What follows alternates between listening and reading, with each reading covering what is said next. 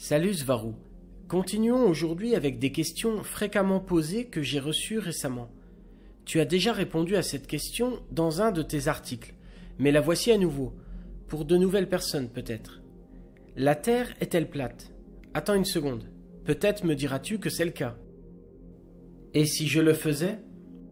Je devrais m'adapter.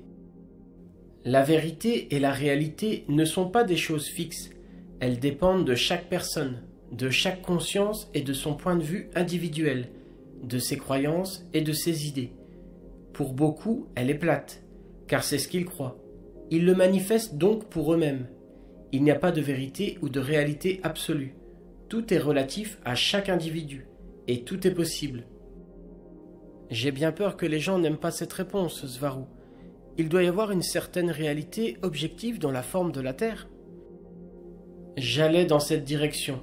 Maintenant, avec ce qui a été dit ci-dessus, de mon point de vue et d'ici, la Terre n'est pas plate, elle n'est pas ronde non plus.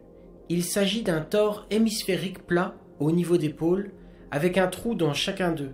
C'est comme ça que je vois les choses d'ici.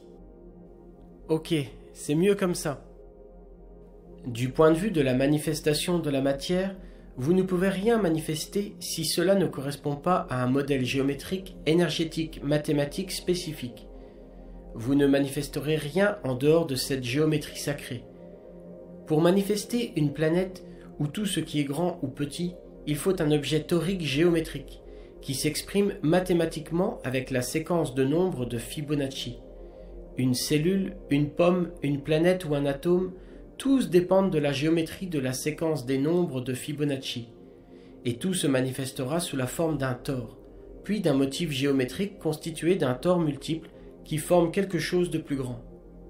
Tout et n'importe quoi qui se manifeste de cette façon. Une planète ne peut donc être qu'un gros tore. La théorie de la Terre plate n'a donc aucun sens. Waouh, c'est tellement nouveau pour moi. Et d'où viennent les idées de la Terre plate? De la Kabbale? Oui, cela vient de la Kabbale. C'est la pensée 2D super limitée et limitante. C'est fait pour créer la confusion et détourner l'attention. J'ai compris.